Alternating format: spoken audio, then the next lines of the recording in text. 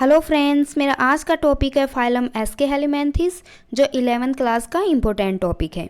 एस्के हेलिमेंथिस को निमेटो हेलिमेंथिस भी कहते हैं।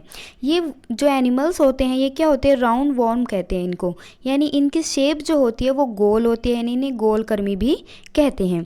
ये सब जो है वो किसने दिया था, गेगन बार जो वैज्ञानिक थे उन्होंने दिया था, और इसकी स्टडी को हेलिमेंथोलॉजी कहते हैं। ये एनिमल्स जो होते हैं वो माइक्रोस्कोपिक होते हैं और ये एंडोपैरासाइट होते हैं, यानी शरीर के अंदर रहते हैं। इनकी जो बॉडी ऑर्गेनाइजेशन होती है वो ऑर्गन सिस्टम ग्रेड की होती है, यानी ऑर्गन यानी अंग तंत्र जो होती है वो होती है। ये प्रोटोस्टोम्स होते हैं। इनमें बायलैटरल सिमेट्रिकल पाई जाती है, यानी इन्हें डिवाइड करने पर ये दो समान भागों में डिवाइड हो जाती है इनकी बॉडी। ये ट्रिप्लोब्लास्टिक होती है, यानी इनमें 3 लेयर पाई जाती हैं, एक्टोडर्म, एंडोडर्म और मीजोडर्म, यानी ये क्या होती है, ट्रिप्लोब्लास्टिक होती है। ये एनिमल्स जो होते हैं इन्हें क्या कहते हैं, सूडोसिलोमेट होते हैं, यानी इनमें सिलोम का जो निर्माण होता है वो किससे होता है, ब्लास्टोसील से होता है, इसलिए इन्हें क्या कहते हैं, सूडोसिलोमेट। यानी इनमें सिलोम तो बनती है लेकिन वो मीजोडर्म से नहीं बन के किससे बनती है, ब्लास्टोसील से बनती है, इसलिए इन्हें क्या कहते हैं, सूडोसिलोमेट कहते हैं। इन एनिमल्स में यानी इन फाइलम के एनिमल्स जो होते हैं वो लंबे, पतले, बेलनाकार व दोनों सिरों से नुकीले होते हैं।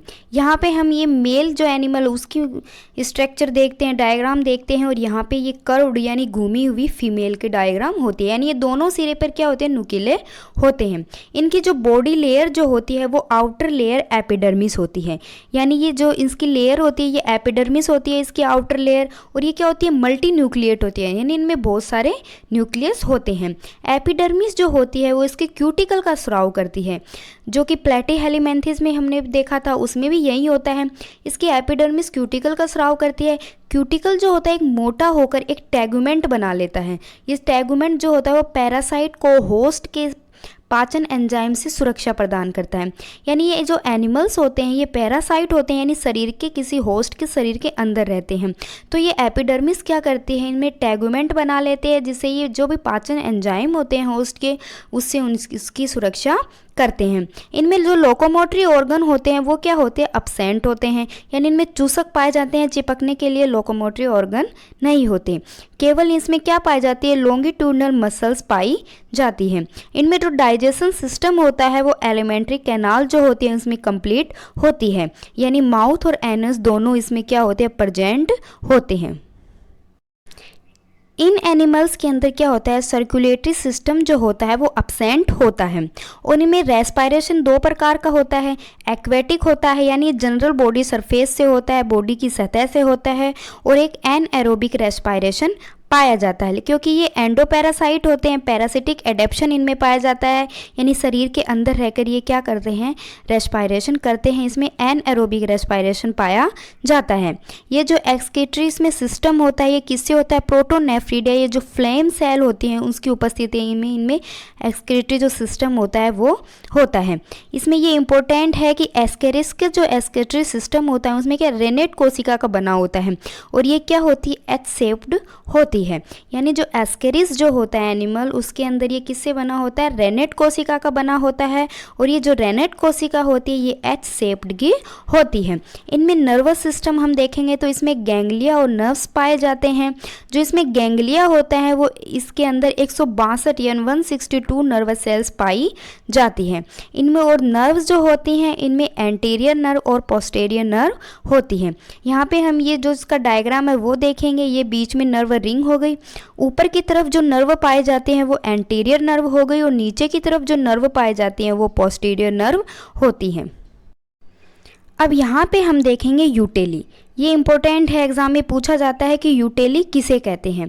तो number of cells in embryonic stage, यानी एम्ब्रियोनिक स्टेज के अंदर जो सेल्स की संख्या, और number of cell in adult stage, और एडल्ट स्टेज के अंदर सेल्स की संख्या जो होती हैं उनको क्या कहते हैं, उनको यूटेली कहते हैं। Number of cells embryonic stage बराबर किसके होती है, number of cells adult stage के बराबर होती है, इसे यूटेली कहते हैं।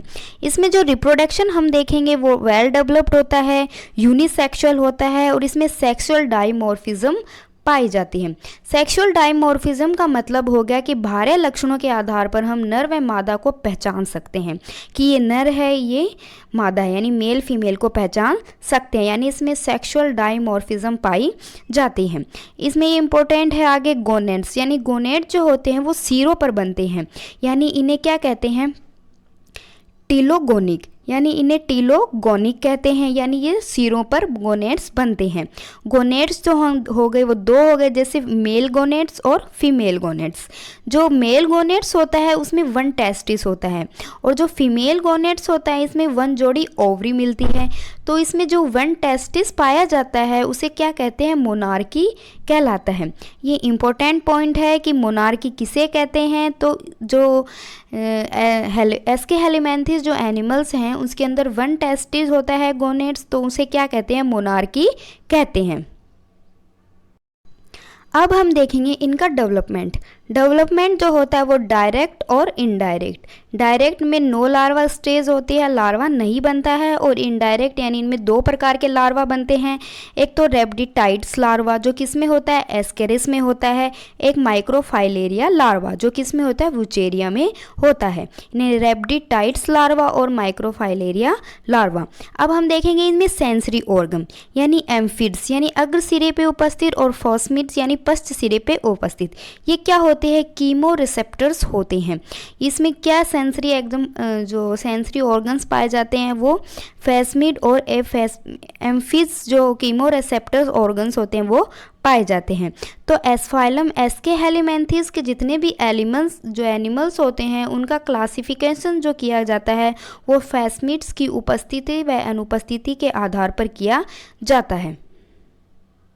तो यहाँ पे हम देखेंगे एस्के हेलिमेंथिस एनिमल्स का क्लासिफिकेशन जो क्या फेस्मिड्स की उपस्थिति और अनुपस्थिति के आधार पर किया जाता है। तो यहाँ पे हम देखेंगे पहला ए फेस्मीडिया और एक फेस्मीडिया, यानी ए फेस्मीडिया का मतलब हुआ जिसमें फेस्मिड्स अनुपस्थित होते हैं, और फेस्मीडिया का मतलब हो गया जिसमें फेस्मिड प्रेजेंट होते हैं, यानी क्या होते हैं, कीमो रिसेप्टर्स होते हैं। इसमें जो फेस्मिड्स होते हैं उसके हम एग्जाम्पल देखेंगे। एक है ड्रैगनकुलस। ड्रैगनकुलस जो होते हैं जिसको क्या कहते हैं, गिनी वर्म कहते हैं, यानी इसे नारू रोग भी कहते हैं। इसका जो वाहक होता है वो साइक्लोप्स होता है। इसमें हम देखेंगे कि यानी किसी पैर के ऊपर क्या हो जाता है, एक फफोला जैसा हो जाता है। जब वह जो गिनी वर्म जो होता है वो फफोले से बाहर निकलता है तो वो फफोला फूट जाता है और वो उससे क्या होता है, बाहर निकल जाता है। तो ये गंदे पानी जो संक्रमित पानी होता है, गंदे पानी में ये पाया जाता है। फिर हम देखेंगे एस्केरिस। एस्केरिस जो होता है वो राउंड वॉर्म होता है, यानी गोल होता है, और ये बच्चों में क्या करता है, एस्केरिसिस रोग जो होता है वो बच्चों में कर देता है। फिर है एंट्रोबियस जो होता है, इसे पिन वॉर्म भी कहते हैं, यानी इसे चूनाकृमि भी कहते हैं। यह भी किस में होता है, यह भी बच्चों के अंदर होता है, यानी यह